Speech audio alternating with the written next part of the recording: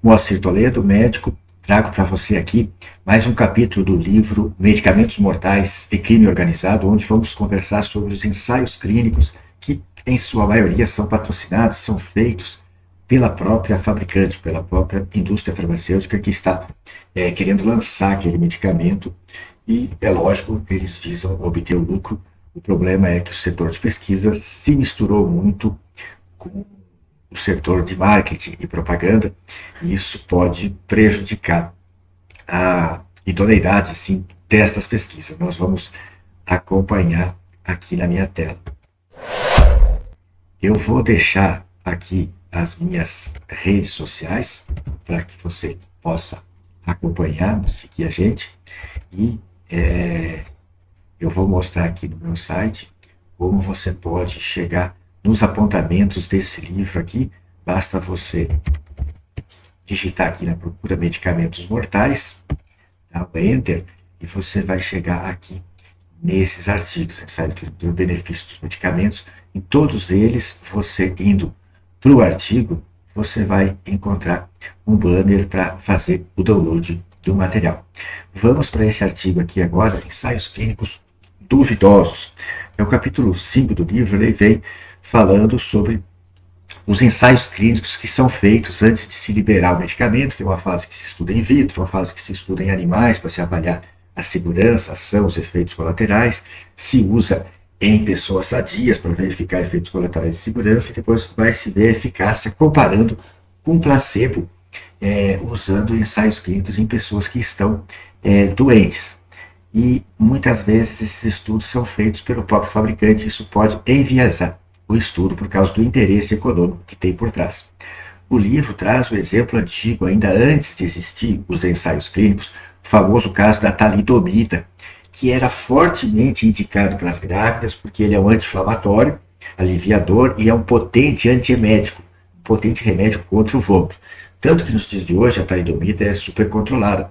Só quem pode prescrever é o médico do estado, que está cadastrado, vem um receituário com o nome já desse médico, e a talidomida é praticamente só prescrita no âmbito do tratamento da hanseníase, para tratar as reações nodosas, o eritema nodoso que pode acontecer na hanseníase. E também os colegas da oncologia, muitas vezes para tratar as náuseas da quimioterapia, pedem para a gente usar. Aí, quando a gente é o médico da hanseníase, a gente acaba cedendo essas receitas, fazendo essa receita que a gente só pode prescrever para homem ou mulher com mais de 50 anos, ou mulher que tenha laudo de histerectomia. Não pode de forma alguma a mulher grávida tomar. E assim, já existiam os relatos de focomelia, né? As crianças nascendo sem os membros, e mesmo assim a indústria continuou fabricando muitos anos depois que foi retirado.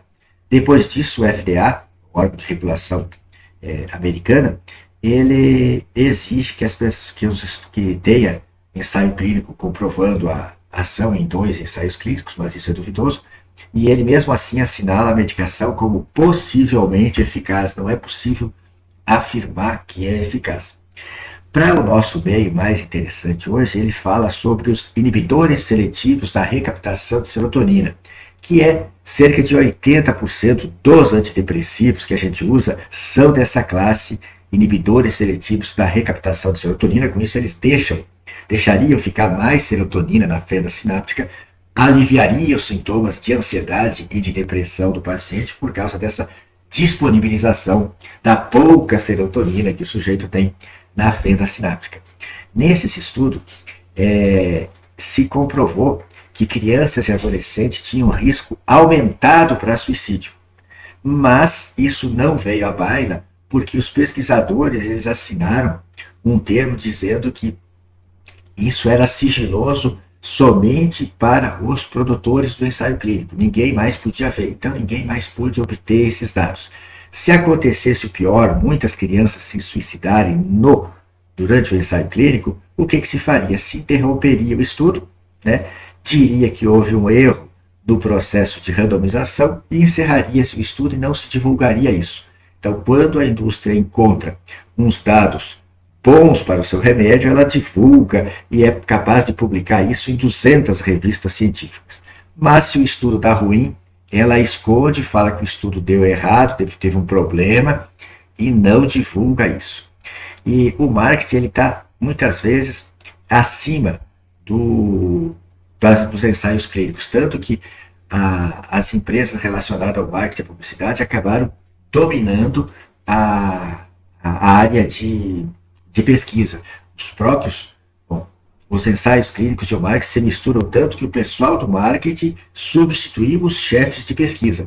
Então, as chefias do marketing vieram a substituir a chefe de pesquisa e os médicos aceitaram isso e passaram a fornecer seus pacientes para estudo em troca de publicações, benefícios, dinheiro. Logo, logo, o médico que começa a trabalhar com essas pesquisas, ele entende que ele precisa escrever, ele precisa publicar, ele precisa ser tendencioso no sentido de favorecer o remédio. Assim, ele vai conseguir que o que ele escreve seja publicado, ele consegue receber benefícios financeiros e cargos na indústria e, em última análise, recebe mais dinheiro para isso. Por isso que a literatura sempre favorece muito o medicamento e deixa as medidas gerais, as mudanças do estilo de vida, como se fosse uma coisa secundária. No entanto, em realidade, é o principal que a gente precisa fazer. Então, por essas e outras, a gente vê que o contrato social com as pessoas, com os doentes, né, com os usuários, foi rompido.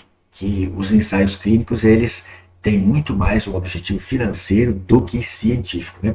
Os ensaios clínicos atuais, em sua maioria, visam apenas o lucro sem um valor científico. O resultado dos estudos pode ser positivo quando forem financiados pela própria empresa fabricante.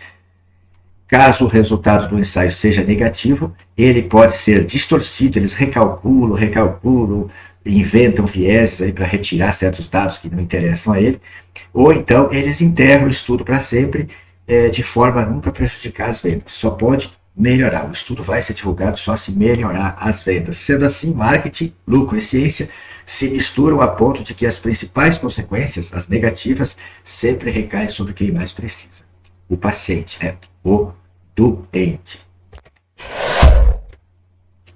Então, voltamos aqui para a gente encerrar. É uma crítica, nós temos muitos medicamentos bons, fabulosos, que nos aliviam muitos sintomas, que nos ajudam, mas a gente precisa criticar muitos medicamentos que não têm uma ação tão grande. Os antidepressivos é um exemplo desse, eles têm apenas um alívio sintomático muito pequeno, muito pouca coisa superior aos placebos.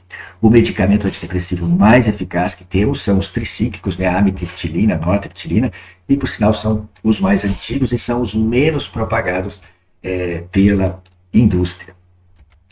E existem vários outros exemplos, por exemplo, os anti-inflamatórios, que são analgésicos, antitérmicos e anti-inflamatórios. Eles funcionam da mesma forma que dipirona e paracetamol. Foi uma jogada de marketing. Eles puseram o nome de anti-inflamatórios nesses medicamentos para induzir a ideia de que eles causariam redução do edema, desinchariam, desinflamariam as lesões traumáticas mais rápido. E já se fez estudos submergindo o membro lesado de pessoas tomando anti-inflamatório e não tomando, e se verificou que não há nenhuma redução de edema comparado ao placebo. Mas para poder valorizar mais o medicamento, eles puseram esse nome. A exemplo do que o refrigerante, aquele Red Bull, fez para não concorrer com a Coca-Cola, ele não colocou o nome de refrigerante, sim chamou de energético e fez um pouco mais concentrado e vender em tubos menores, em vasilhas menores para valorizar. E deu certo essa estratégia de marketing. Assim também a indústria deu certo, chamando esses outros analgésicos e antitérmicos, chamando-os de anti-inflamatórios, que teria uma ação a mais do que a velha dipirona e paracetamol. Assim eles conseguiram ganhar um novo mercado e muitas vezes o médico receita a dipirona e receita o anti-inflamatório, sem se dar conta que ele está prescrevendo duas coisas com o mesmo mecanismo de ação para o paciente. Está aqui as redes sociais para você seguir a gente. Eu aguardo seus comentários aqui na área pertinente. Eu deixo afixado na descrição desse vídeo em mostrar mais e também no primeiro comentário um link para a minha página onde você pode encontrar todas as redes para me seguir e também indo lá no site você pode encontrar esse material aqui no artigo e também os apontamentos desse livro lá para você baixar e estudar um pouco e aprender a criticar melhor o que se receita para você e você aprender a cuidar verdadeiramente da tua saúde. Muito obrigado e até o próximo vídeo.